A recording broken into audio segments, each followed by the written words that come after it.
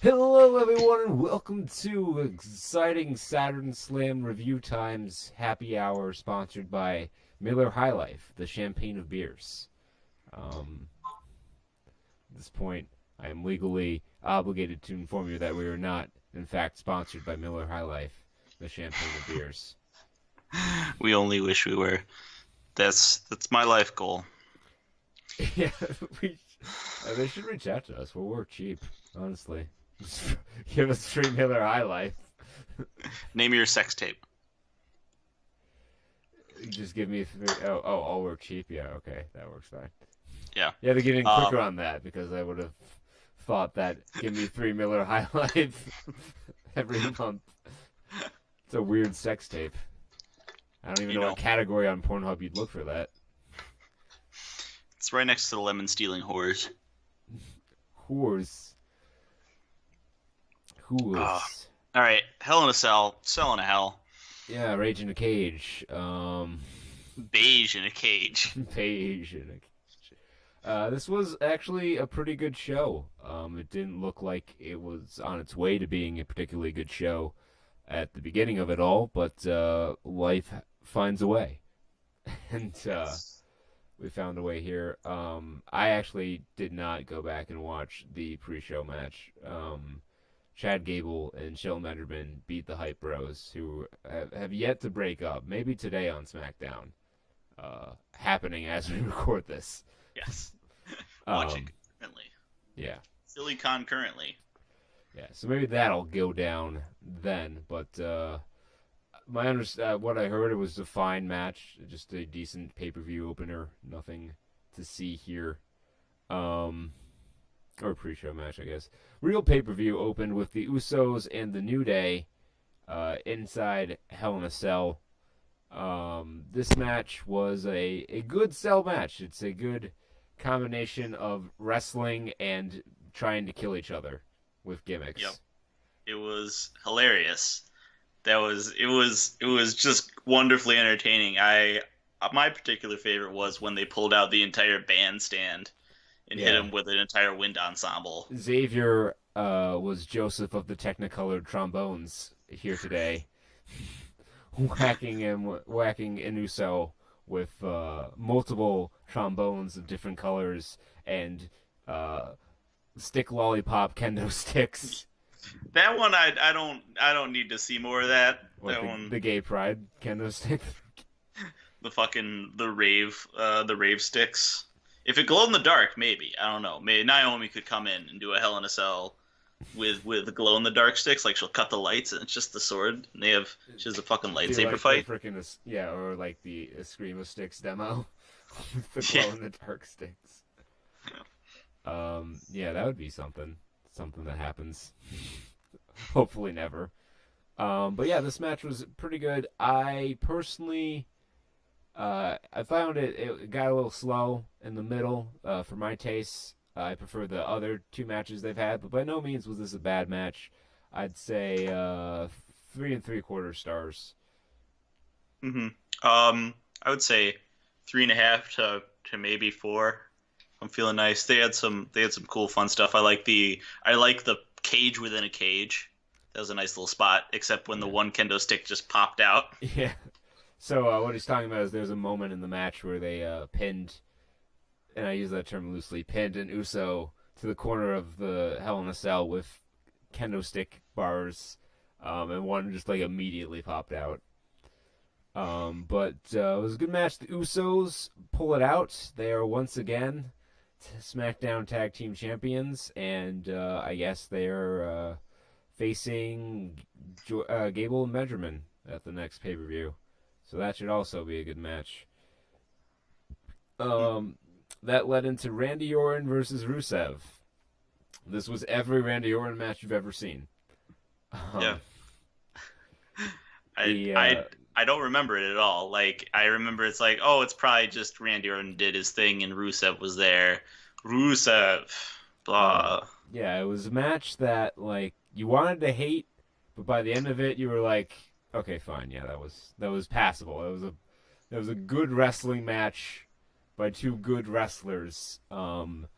The finish is the only thing I really had a major problem with. Not just that Randy Orton won, but how he won, because he's hunting for the RKO. He does his whole shtick where he pounds the mat and whatnot, and he leans down, and Rusev grabs his wrists and spins him up, and he's gonna put him in the accolade, but then Randy Orton slips out and hits the RKO anyway and wins there. I was like, come on, that was been a cool. Just let him do the reversal. If you want to get out of Yeah, the accolade, that's fine, but let him at least finish the thought. yeah. It gives a little spice of life, and sometimes a finisher. I think sometimes a finisher can maybe be too protected. Five. Well, that's the master plan now. Is they're trying to protect the F5, so when Roman kicks out of it at WrestleMania, it'll be a big deal. Be really strong. Yeah. So yeah, that's the plan. Brock Lesnar's going to beat everyone with one F5, leading up until All at the same WrestleMania. time. We're just gonna grab them all and just Yeah. do one collective super F5. So Jinder Mahal's next at Survivor Series. Oh my God, why? Why is that match happening? I don't know. Baron Corbin. I gave Was this a two. I gave it Oh a yeah, two. 2.25 stars for me. Baron Corbin in a triple threat match with AJ Styles and Ty Dillinger for the United States Championship. This was an okay match. AJ worked really hard to make something of this match. But Baron Corbin's not very good, and Ty Dillinger is what he is. He's not bad, but he's not really going to be anything more than a mid card kind of guy. Right. So the quality of the match was not exceptional, but it was still pretty good and pretty excited. Got the crowd into it. And then Baron Corbin steals AJ's pin at the end there, and he's the new U.S. champion. This is how they get the belt off of AJ, so he can go back to the main event scene. And with that being said, I'm fine with that.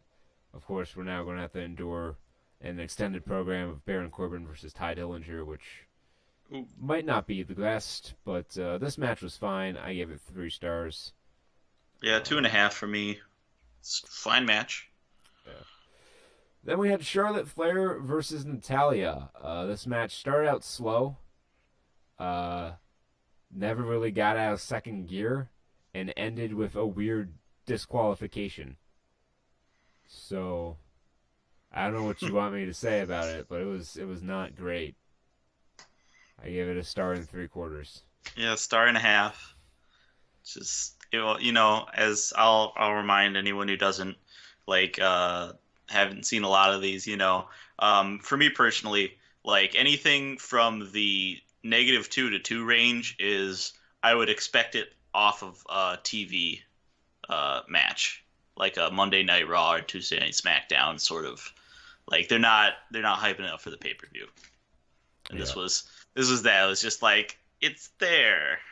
Yeah, we know for a fact that these two can have better matches. They had better match at Roadblock, the television special, not the pay per view. And then they had a really good match in NXT a long, long time ago in a galaxy far, far away. But they did not decide to have a good match here. They had time. They had 12 minutes, so I don't know what the deal is. I guess they just want to keep the program going. I don't know. This only ends with Charlotte getting the belt, so I don't know why they're dragging it out. Filling time. It's if you said that, what dragging out, that just reminded me of I think I said this before, that I'm suspect of them just doing a sort of holding pattern thing for the women's division. Yeah, Where they I don't know if that were the case though. Why not keep the belt on Naomi? Put the belt on Natalia for reasons, just to get it on a heel because they decided they wanted Charlotte to be a babyface, and you figure that she was just going to be there to transition the belt back to Charlotte. But here she is, well, not really winning, but keeping the belt on this pay per view. Right. I don't know. Maybe they are just they're just throwing the baby out with the bathwater to maintain like the idea that things are happening and this is a contested championship. I don't know. I don't know. I still think that we're gonna end up either on the next pay. I don't know what the plans are for Survivor Series outside of Brock Jinder. Um, but eventually, if they wanted to save it for a big pay per view, I guess Survivor Series, and then have the Carmella cash in to have Charlotte chase another championship so she can get up to 6 and have more than anyone else. Yeah. We're looking over at Alexa Bliss on Raw and being like, "Oh, she's got 5. We need to get Charlotte's number up here."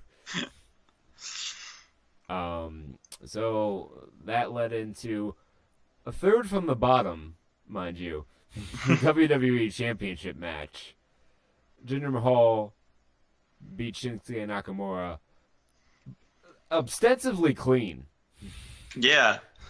Like There was very little Singh brother interference. you were there for a second. There's like they interfere with a ref, right? Yeah, like their big moment is Shinsuke hit the Kinshasa. The Singh brothers distracted the ref after being thrown from ringside. Which, after Raw last night, like, what does banned from ringside even mean anymore? nothing. Because they just do whatever the fuck they want. It happened with Randy Orton in St. Louis. They were thrown out from the ringside, and then Randy Orton just like spent 10 minutes beating on them. It's like, dude, just let them walk. And I feel like they didn't abide by the decision here either, distracting the ref, so Shinsuke didn't get the 3 count off of that Kinshasa. mm-hmm. And Jinder got him clean. Yeah, hit him with his Colossus, or however that finisher is supposed to be. His Cobra clutch slam. Yeah, it was not good. It was every Jinder Mahal title defense, which is to say not very good. Star and a half. Yeah, maybe 2.5. I don't know. Something. I don't know. Shinsuke, he was there for me. But like the thing about Shinsuke is like he's either there or he's not, and he does not give a shit about this Jinder program, nor really should he. So That is he's not true. motivated, and Jinder's not good. So these matches have been less than Suboptimal. stellar. Yeah. We had Bobby Roode versus Dolph Ziggler. This was a match that happened. That's about all I Yep. can say about it.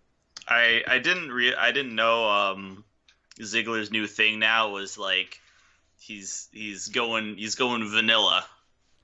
Yeah, well, he's been bitching about how all people care about is, fancy entrances and shit like that. And so he's spent the weeks leading up to the pay-per-view imitating other people's entrances.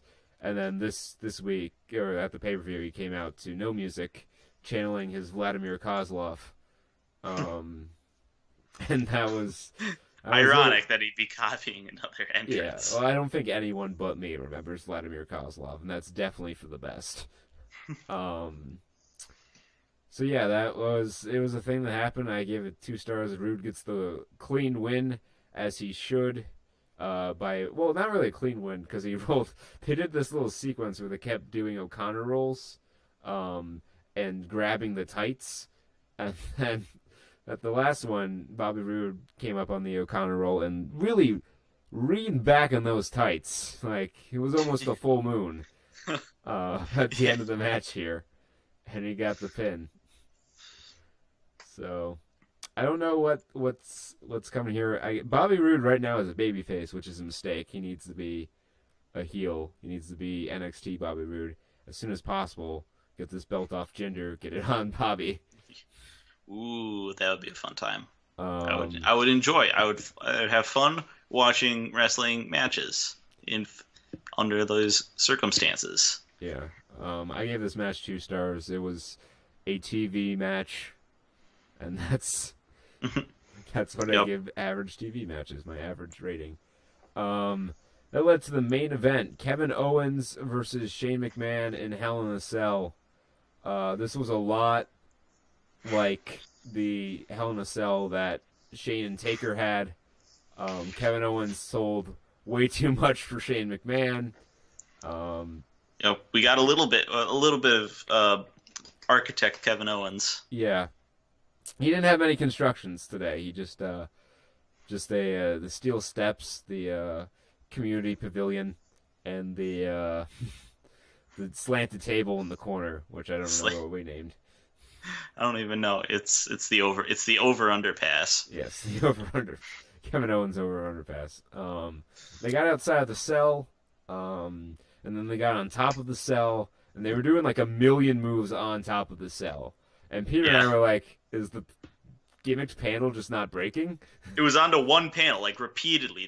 They kept going back to it and doing big power slams, and I But was like, it's gonna happen. It's yeah, gonna happen. we figured that was It's gonna it, happen. and then they started making their way down the cell. So we figured, okay, maybe they're just calling an audible here. But then Kevin Owens gets laid out on the announce table, and Shane climbs back up the cell. And I'm like, okay, well, this is what they wanted to do all along then. So just like at WrestleMania 32, he gets on top of the cell. He does his crazy elbow, but Kevin Owens is pulled out of the way by Sami Zayn because Sami Zayn believes in friendship. It's like we were talking in the middle of during the show. We were like, man, what's Sami Zayn doing? He's going nowhere right now. He's just sort of like hanging out. They're not giving him stuff, but there it was. Yeah, Sami Zayn heel turn is probably last on the list of things I expected to happen at the show. This show went a long time, largely because of this cell match. Nearly 40 minutes this cell match went. Um, Yeah, oof. but it was a falls count anywhere Hell in a Cell match, specifically for this finish. So, Yep, it was Sammy great. pulled Kevin on top of Shane, and that was it. Friendship lives, the power of friendship. Hmm. Sammy explained his actions later on SmackDown, basically saying, you know, Kevin Owens was right. Being nice to the fans and such has never really got me anything in this business. So I'm going to start looking out for me. And now Sami Zayn is in the main event scene for right now, which is definitely a good thing. We'll see where everything goes from here. I'm not sure the next time that SmackDown comes live on pay per view. Um, I don't think they do. I think it's just TLC and then Survivor Series. They haven't announced the SmackDown event yet. Hmm. Um, so yeah, we'll see what happens. I'm assuming there's some sort of. I would assume there's going to be some sort of Team Kevin Owens versus Team Shane McMahon at Survivor Series, but I don't know how many people are on SmackDown if that's even possible numbers wise. Hmm. So I guess we'll see with that. TLC is the next pay per view. We won't be reviewing TLC. We are boycotting Raw until Brock Lesnar loses the Universal Championship. However, we will be reviewing a vintage pay per view. Since in the spirit of TLC, we're going to review the pay per view that had the best TLC match on it, and that's WrestleMania 17. Arguably the best WrestleMania ever, and one of the best WWE pay per views ever. So we'll be watching that. We will give you our thoughts on the big 5-on-3 handicap TLC main event from TLC, though, because of course we're going to watch the Shield reunion. Um, Yeah. Oh yeah. Oh yeah. yeah, it's 2013 again, and I'm happy. It's a Great simpler time for time back humankind. then. It was a simpler time back then. Um, so yeah, that's going to be it. So next time we see you will be sometime it might not be, so the pay-per-view is this Sunday. We might come to you earlier than that because we can watch WrestleMania 17 at any time. But it'll probably be sometime after the pay-per-view. So there will be no predictions video obviously cuz we know what happened in Yep. 2001. But we'll have that pay-per-view review for you and our thoughts on the Big Shield main event from TLC. So we'll see you next time. Peace.